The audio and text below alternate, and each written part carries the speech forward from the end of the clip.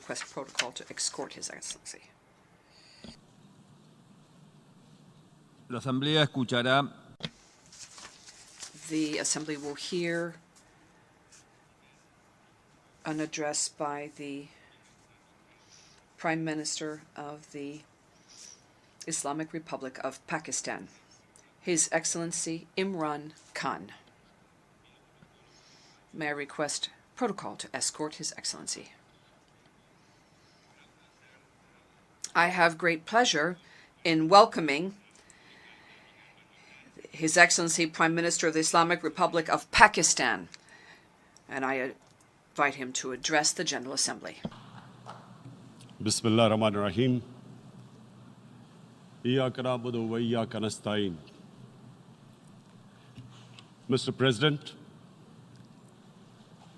Honorable Secretary General,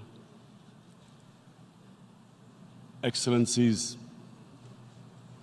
ladies and gentlemen, I feel honored today to represent my country at this forum of world leaders, where we have a chance to discuss problems that the world is facing. I want to talk about a lot of problems, but just 4 today. And I especially came to this forum despite a difficult time in my country, facing challenges. I would not have come, but because I feel that there are some very urgent problems which the world must address. So first of all, I start with climate change. So many leaders have talked about climate change. But Mr. President, I feel that there is a lack of seriousness. Perhaps world leaders some of the leaders who can do a lot, do not realize the urgency of the situation. We have a lot of ideas, but as someone said, ideas without funding is mere hallucination. Pakistan, I'll give you start with my own country. Our country is amongst the top 10 nations in the world which are most affected by climate change. We depend upon our rivers. We are mainly an agricultural country. And 80% of the water in our rivers comes from our glaciers. The glaciers, not just on the Pakistani side, even India. The 80% of the water in Ganges and the Indian rivers also comes from the glaciers, from the Himalayan glaciers, Karakoram, Hindu Kush. And these glaciers are melting at quite a rapid pace. We detected already 5,000 glacial lakes in our mountains. And if this keeps going, if nothing is done, we are scared that humans are facing a huge catastrophe. In my country, when my party came to power in the province of KP, we planted 1 billion trees in 5 years. Now we've set ourselves a target of 10 billion trees in Pakistan. Idea being to counter the effects of global warming. But one country cannot do anything. This has to be a combined effort of the world. My optimism comes from the fact that humans, the Almighty has endowed humans with great powers. We can do anything, provided our survival instinct is stirred up. And this is really what I hope that the United Nations will take a lead in this. There must be more emphasis richer countries must be pushed. Countries that are responsible for, mainly are responsible for greenhouse gas emissions. They must be pushed because our country contributes minuscule amount to greenhouse gases. So I feel that the United Nations must take leadership in this. My second issue for me right now is even more critical. Mr. President, every year, billions of dollars leave the poorer countries and go towards rich countries. Billions of dollars siphoned off by the ruling elites of the developing world.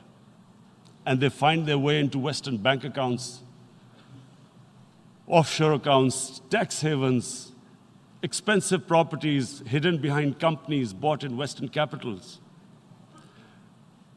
Mr. President, this is devastating the developing world. This is causing more poverty, debts. It's impoverishing the developing world.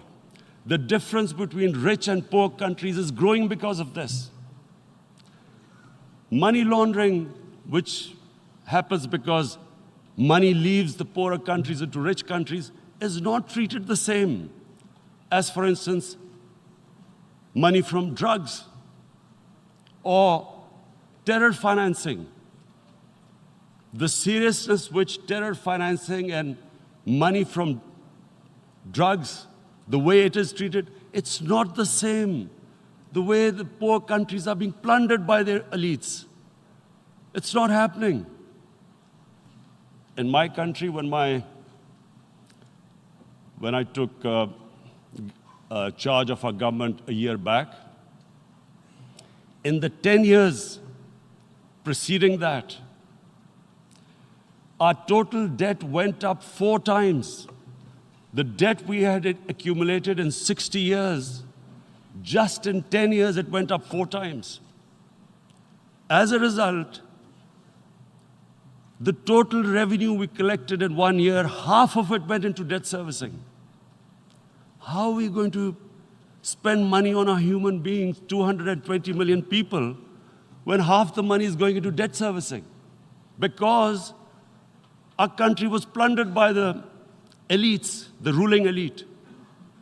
And easily they could get the money out. And when, Mr. President, we located properties in Western capitals bought by this money through corruption and money laundering, located the properties of these corrupt leaders, we find it so difficult to retrieve it. That money, if we retrieved that money, we could spend on our human beings. But it's so difficult. The laws protecting these criminals. We do not have the sort of money to have expensive lawyers and spend millions and millions of dollars. We need help from the rich countries. And Mr. President, it's critical. The rich countries must show political will. They cannot allow this to happen. How can the poor countries spend money on human development, which the United Nations asks, SDG? How are we going to do it when this money can easily leave our countries? So, unless the rich countries intend to build walls to stop economic refugees coming as we see right now, they must take action. They must take action now. It must be a deterrent. Corrupt ruling elites should not be able to take money out easily and park it into foreign bank accounts and into these properties abroad. And I never understand why. Why do we have these tax havens? Why is this allowed? Why shouldn't rich people pay taxes? Why is it legal to have these tax havens where you have these secret accounts? Because, world is changing.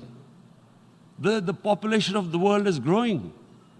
Sooner or later, you're going to have a crisis. If the poor get poorer and the rich get richer, there is going to be a crisis sooner or later. So this is my second point. I hope that the United Nations takes a lead in this. It involves the IMF, the World Bank, Asian Development Bank. They must find a way of stopping this plunder of the developing world. My third point is Islamophobia. There are 1.3 billion Muslims in this world.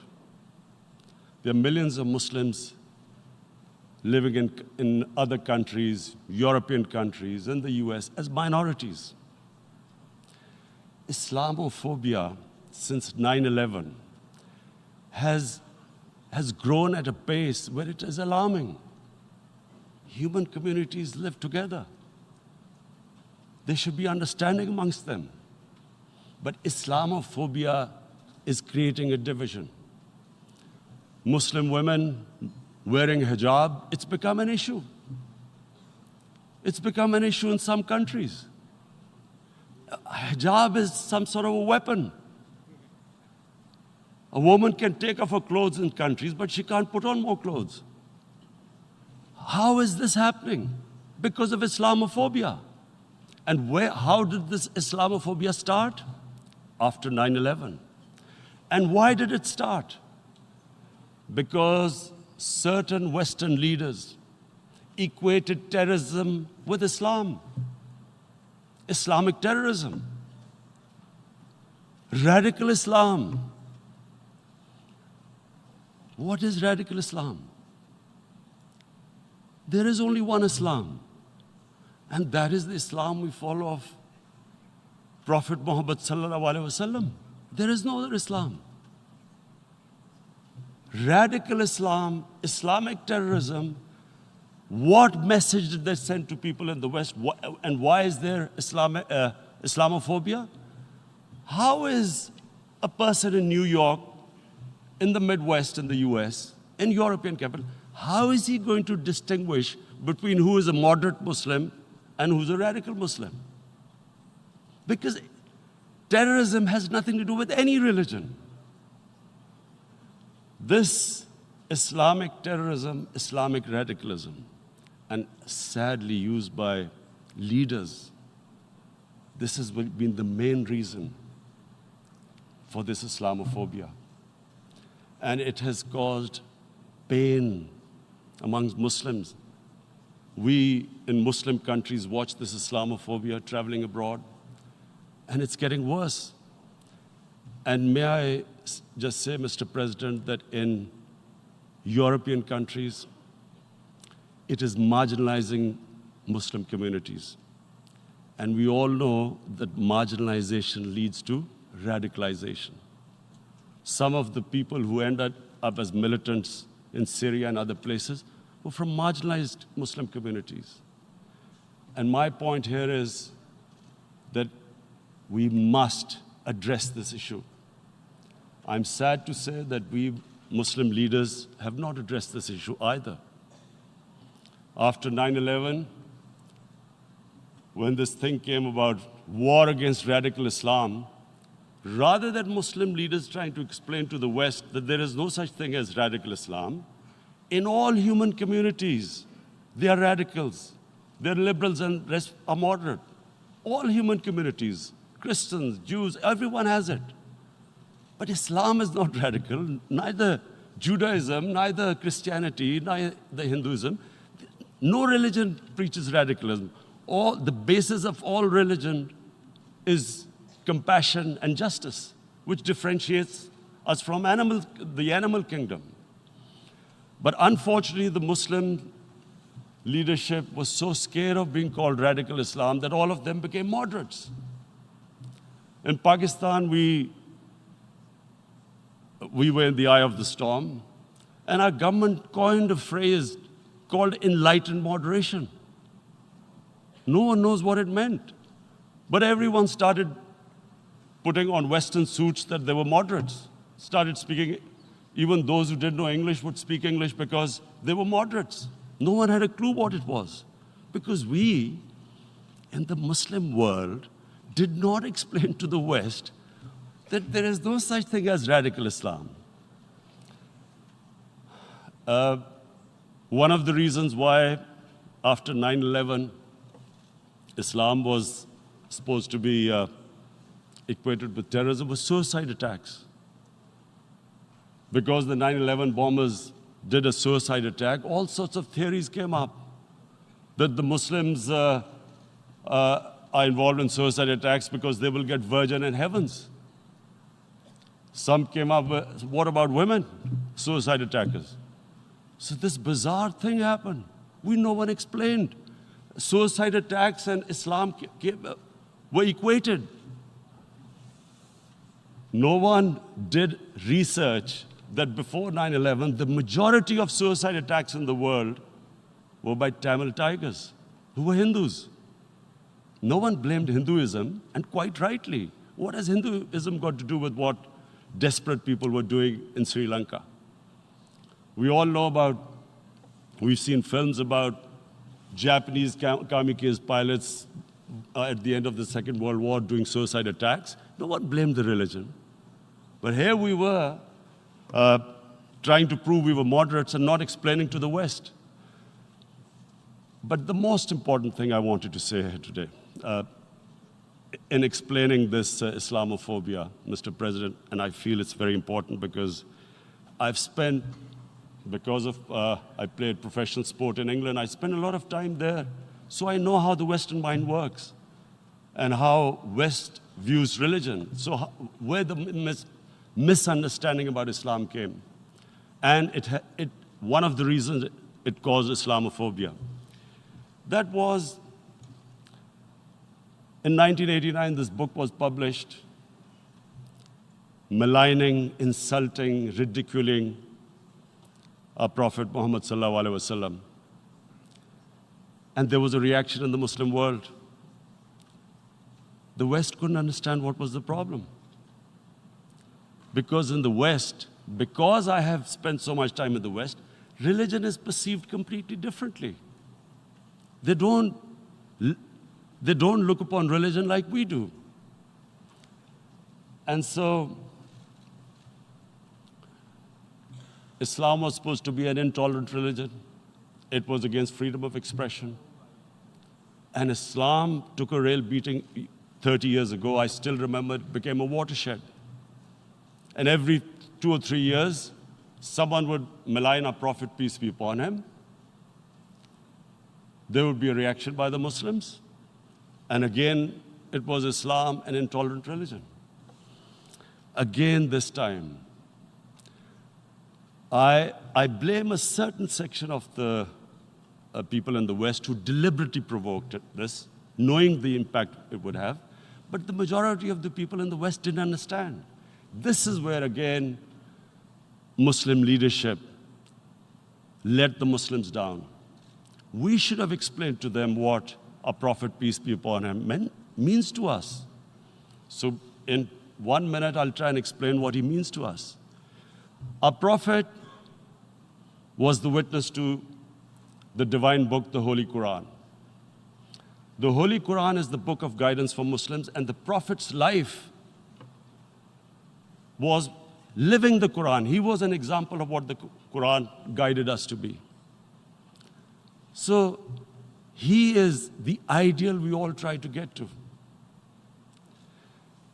The Prophet created the state of Medina, the first state in Islam. That state was the basis of a Muslim civilization which became the predominant civilization for the next 700 years. And what was that state? I hear such strange things about Islam, that it is against women, it's against minorities. The first state of Islam in Medina, it was the first time a welfare state was set up. The state took responsibility of the weak, widows, orphans, poor people, handicapped. It taxed the rich, spent the money on the poor. The state announced that all human beings are children of Adam, hence equal, whatever the color of their skin. The state announced, the Prophet announced that, and slavery, the whole system depended on slavery as it did for many years in the Western societies. The Prophet said that one of the greatest deeds is to free a slave.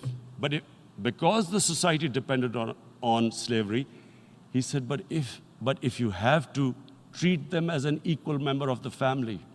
And as a result, something happened in a Muslim world which hasn't happened in any other civilization. Slave dynasties appeared. Slaves became kings. The Mamluks, slaves who ruled Egypt. In India, there were slave dynasties. And then, with minorities, again, you hear that Islam is supposed to be against minorities. Let me just make this clear. In Islam, the Prophet announced that everyone was free to practice his religion. It was a sacred duty to protect the places of worship of all religions. He announced that every person is equal in front of law, whatever his religion or his color. And this incredible case, and I always quote this, that the fourth Khalifa, the head of state of Medina, he lost a court case against a Jewish citizen. So, number one, it showed there was a rule of law, no one was above law. And number two, that a Jewish citizen was an equal citizen. So, Mr. President, when a Muslim society is unjust to its minorities, it is going against the religion of Islam and our Prophet, peace be upon him. So, it is important to understand this. The Prophet lives in our hearts. When he's ridiculed, when he's insulted, it hurts. As we human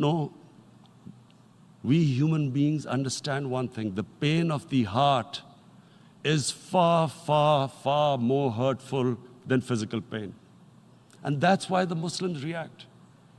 And I always thought that if I ever had the stage, I would try and explain this to the world community, especially to the Western community, because having lived in the Western community, people didn't understand this. When I first went as a teenager to England, there was a comedy film on Jesus Christ. It's unthinkable in Muslim societies.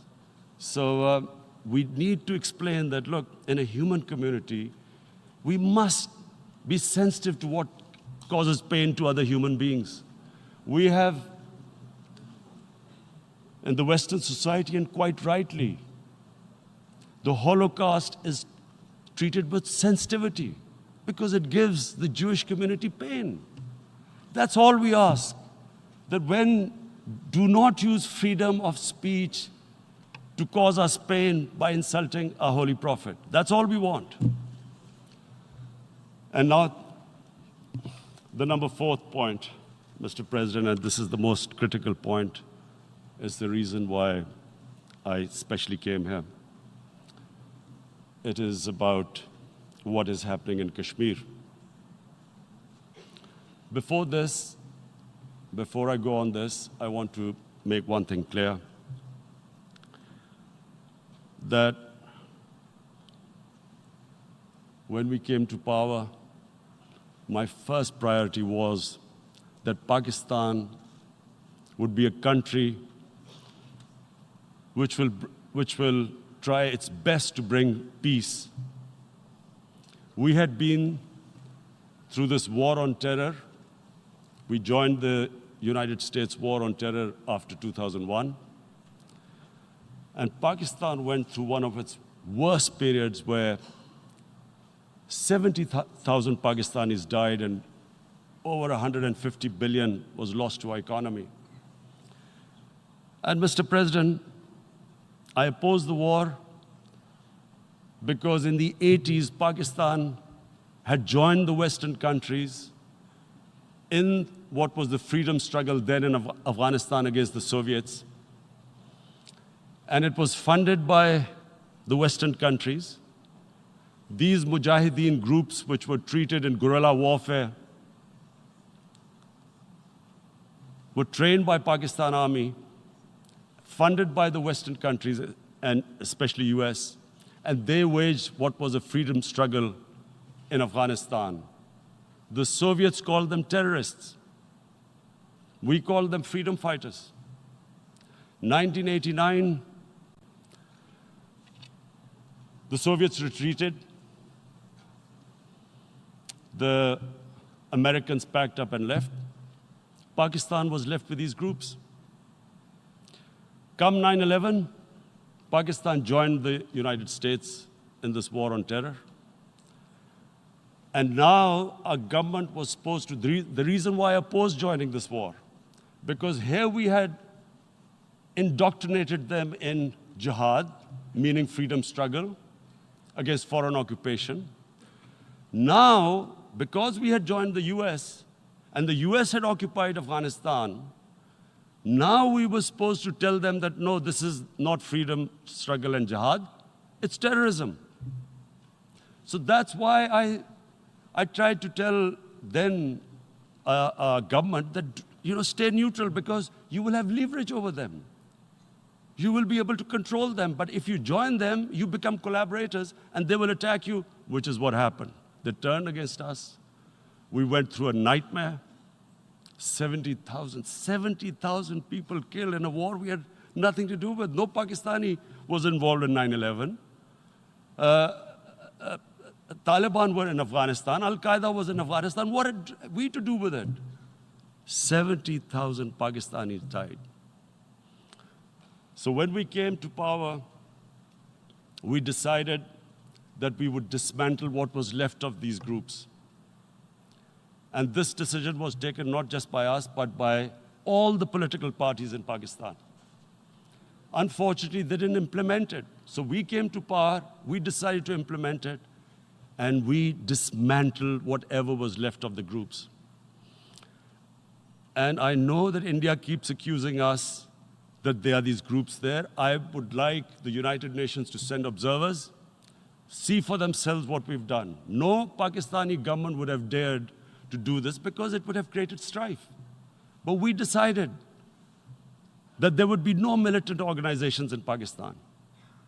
So I need to give you this background and to what I'm going to say later on.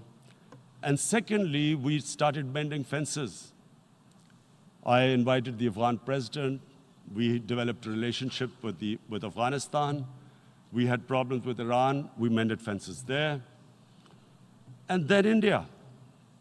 Now let me just give you a little background about my relationship with India. Because of cricket, and cricket being it's a passion in the subcontinent, I had great following in India. I have friends in India, and I loved going to India. So immediately, when my party came to power, the first thing we did was to immediately reach out to India.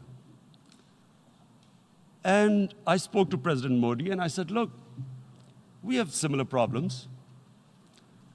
Climate change, poverty, let's get together. Let's resolve our differences through trade. Let's build a relationship on trust. Prime Minister Modi told me that, there were terrorist attacks from Pakistan. I said, we have problems with you. There are terrorist attacks which we know are instigated by India in Balochistan.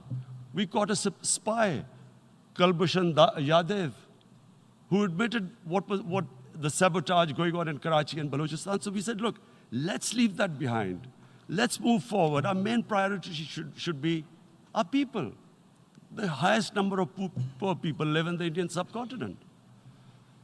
Unfortunately, didn't make any headways. Our foreign minister was supposed to meet on this in the UNGA last year. India canceled it. We thought that it's their election coming up. It's a nationalist, ultra-nationalist party. It doesn't want to cozy up to Pakistan. So we thought, okay, we'll wait till the elections. Meanwhile, a 20-year-old Kashmiri boy, whose father said was radicalized by the security forces in Kashmir, blew himself up on an Indian convoy. Immediately, India blamed us. I spoke to the Indian public on television. I said, if you give us any iota of proof, we will immediately take action, because we've clamped down on these groups. Rather than sending us any proofs, they sent their jets in, they bombed us. We retaliated. A jet, 2 of their planes were shot down, 1 pilot bailed out in Pakistan. We immediately returned the pilot, saying that, look, we do not want any escalation. Rather than taking that as a peace gesture, the entire campaign, almost the entire campaign of Mr. Modi in the election was how he had taught Pakistan a lesson that jets had killed 350 terrorists. Complete lie. They had just killed about 10 trees of ours, which was quite painful given that, we are growing all these trees. He then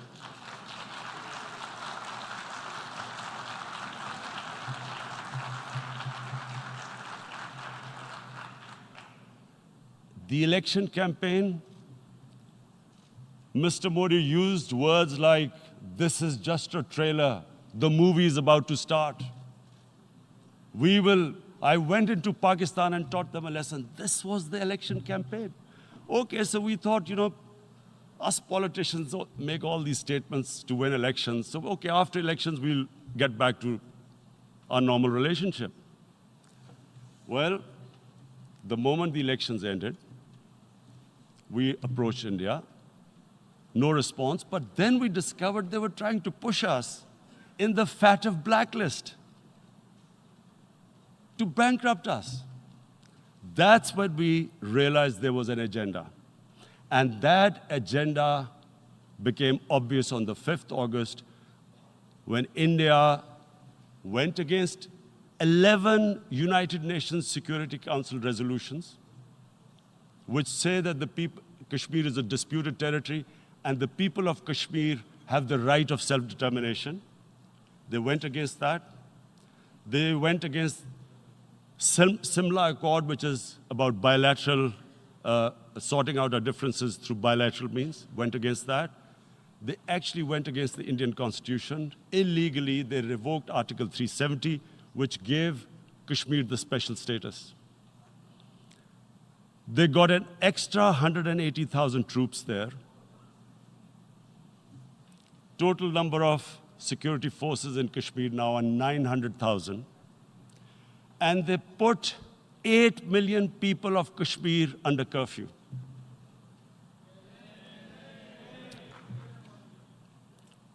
Mr. President, now I just briefly want to make the people understand, how can anyone do something like this?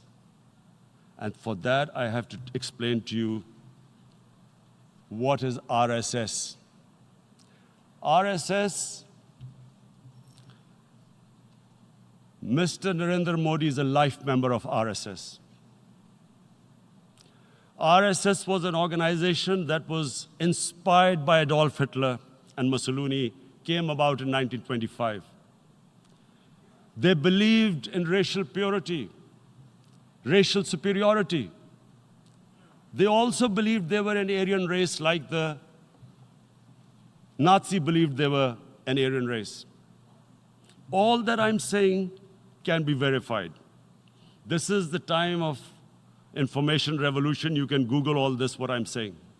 But it is very important for me to explain this to you so you know what is happening in India. This RSS believed in the ethnic cleansing of Muslims from India. At one point, there was racial superiority of the Hindu race. Secondly, it was hatred for the Muslims and for the Christians, because they believed that this golden age of Hindu civilization was stopped because of Muslim rule centuries back and then the British rule of India. So it was racial superiority and hatred for Muslims and Christians. This is openly stated. You look at the founding fathers of RSS, Golwalkar and Savarkar. Just Google them and you'll find out. And this ideology of hate is what murdered the great Mahatma Gandhi in 1948.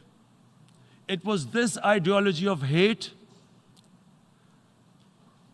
that made Narendra Modi in 2002 do a pogrom against Muslims in Gujarat when he was the chief minister. He allowed 3 days for these RSS goons who were inspired by the Hitler brown shirts. They actually wear brown shirts. This RSS, the Congress Home Minister gave a statement that in RSS camps, terrorists are being trained. And these terrorists butchered 2,000 Muslims and 150,000 Muslims were made homeless. Narendra Modi could not travel to the US because of that.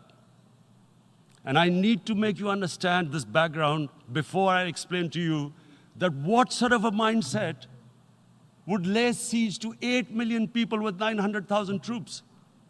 Women, children, sick people, locked in as animals. In fact, of what I know of England, a lot of noise about it. These are human beings.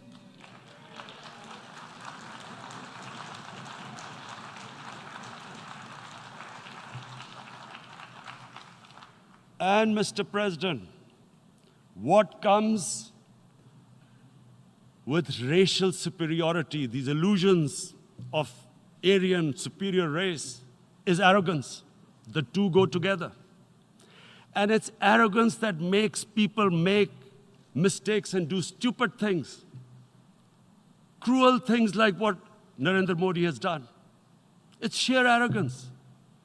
And it's arrogance that has blinded him from the fact that what is going to happen when the curfew is lifted? Has he thought about it? This hasn't been thought through. What is he going to do when he lifts the curfew? Does he think that people of Kashmir will quietly accept the status quo because India has changed the constitution and taken away the special status? They'll accept that? Mr. President, 100,000 Kashmiris have died in the past 30 years because they were denied the right given by the United Nations, the right for self-determination. 100,000 have died and 11,000 women have been raped. There are 2 United Nations human rights reports on this. The world hasn't done anything because India is a huge market, 1.2 billion people. Sadly, the material prevails over the human. But this has serious consequences. Again, I repeat, that's why I'm here. Look, what is going to happen when the curfew is lifted will be a bloodbath. The people will come out. There are 900,000 troops there. They haven't come to, as Narendra Modi says, he's done this for prosperity of Kashmir. This is supposed to be for the development. These 900,000 troops, what are they going to do when they come out? There'll be a bloodbath. Has he thought it through what happens then? Mr. President, has anyone thought that what happens when there is a bloodbath? What do you think the impact will have on people of Kashmir? What do you think they will think? The way they have been boxed in their houses, treated like worse than animals, no rights. Thousands of all the political leadership has been arrested, taken out of Kashmir. Even those Kashmiri leaders who were pro-India have been taken out. 13,000 boys have been picked up and taken to God knows which destinations. So what do they think? What will the people of Kashmir do when they lift the curfew? They will be out in the streets. And what will these soldiers do? They will shoot them. They've already used pellet guns, blinded young boys. In the last 6 years, the 5 years, the oppression that has gone on in Kashmir. And so, Kashmiris will be further radicalized. Mr. President, there will be another Pulwama. And guess what? India will blame us. They're already blaming us. They're saying all this is happening because of Pakistan. One of their defense ministers said, there are 500 terrorists lined up on the border to go in. Why would Pakistan send 500 terrorists when there are 900,000 troops? What impact are they going to make? What will they do? And why would? Don't we know that the moment there is some terrorist attack, all that will happen is there'll be further cruelty and oppression of the people of Kashmir. We will just give the 900,000 troops to further crush the people of Kashmir. And then we'll give the Indian government an excuse that, look, Pakistan is a terrorist state, and this mantra that has gone on, Islamic terrorism.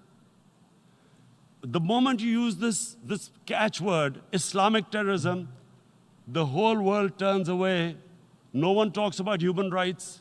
You can do whatever you want, which is what has happened in Kashmir, because they keep using this word, Islamic terrorism. And this is what they're doing right now. What do we benefit from further increasing the cruelty on the people of Kashmir?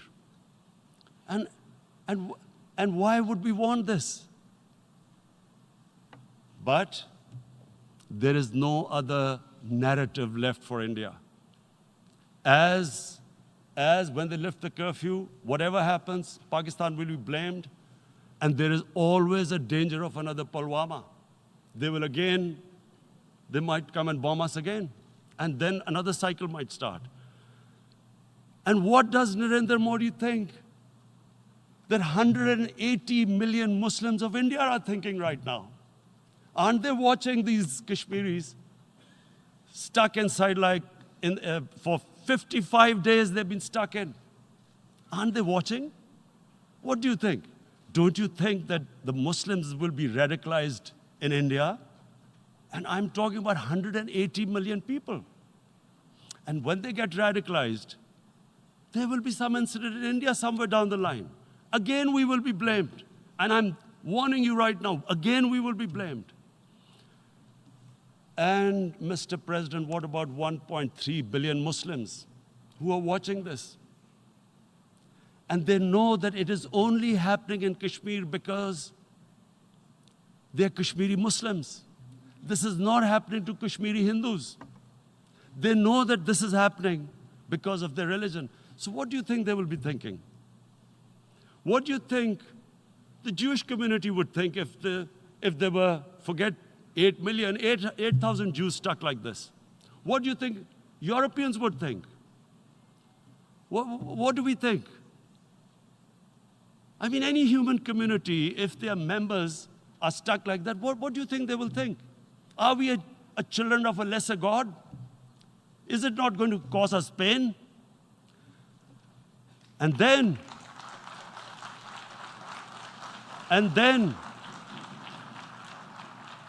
I'll tell you what will happen. People will, in the 1.3 billion Muslims, someone will pick up arms. I know we've been brought up with films, Western films, This good, decent guy doesn't get justice. He decides to pick up a gun and start seeking justice. There was a film made in New York, famous film called Death Wish. This guy gets mugged by and his family, his wife gets killed or something. He can't get justice. He picks up a gun and he goes around shooting muggers. And the whole cinema cheers him on. So what do you think the Muslims are thinking right now? If there is a bloodbath, there will be Muslims becoming radicals, not because of Islam, but because of what they will see, that there's no justice when it comes to Muslims. There were Rohingya Muslims, Myanmar, who are, God knows, almost 1 million people out, ethnic cleansing. What was the response of the world community? So what do you think will be the response of 1.3 billion Muslims? I picture myself. I'm in Kashmir. I've been locked up for 55 days. I have heard about, and there are rapes, Indian Army going into homes, soldiers. Would I want to live this humiliation? Would I want to live like that? I would pick up a gun. You're forcing people. You are forcing people into radicalization. When people lose the will to live, what is there to live for? And this is what, if you can do this to human beings, you are actually radicalizing people. And so, Mr. President, I want to repeat here, this is one of the most critical times. There will be a reaction to this. Pakistan will be blamed. 2 nuclear-armed countries will come face to face like we came in February. And before we head in that direction, the United Nations has a responsibility. This is why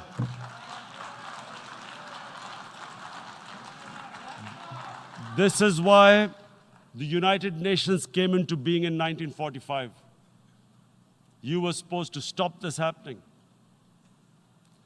I feel we are back to 1939, Munich. Czechoslovakia has been taken, annexed. What is the world community going to do? Is it going to appease a market of 1.2 billion, or is it going to stand up for justice and humanity?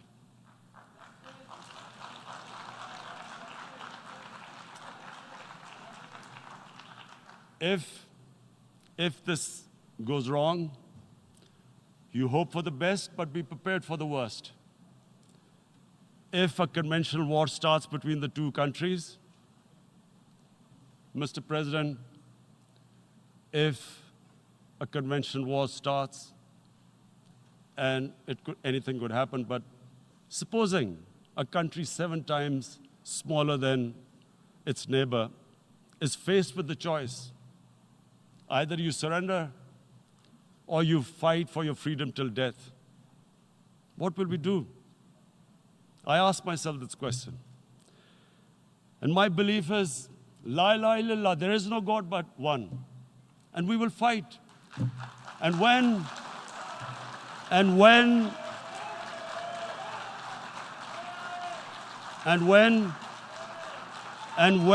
a nuclear-armed country fights to the end, it will have consequences far beyond the borders. It will have consequences for the world, which is why I repeat I'm here. Because I'm warning you, it's not a threat. It's a fair worry that where are we headed? And I've come here to tell the UN, you've got to, this is a test for the United Nations. You are the one who guaranteed the people of Kashmir the right of self-determination. They are suffering because of that. And this is the time. This is the time not to appease like in 1939 appeasement took place. This is the time to take action.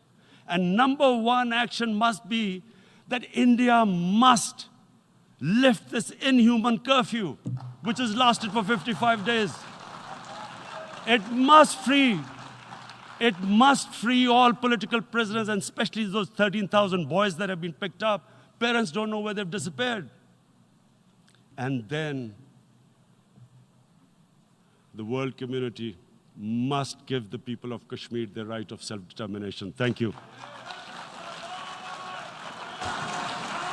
En nombre de la Asamblea General agradezco. On behalf of the General Assembly, I would like to thank His Excellency, the Prime Minister of Pakistan, and I ask protocol to escort His Excellency. La Asamblea escuchará un discurso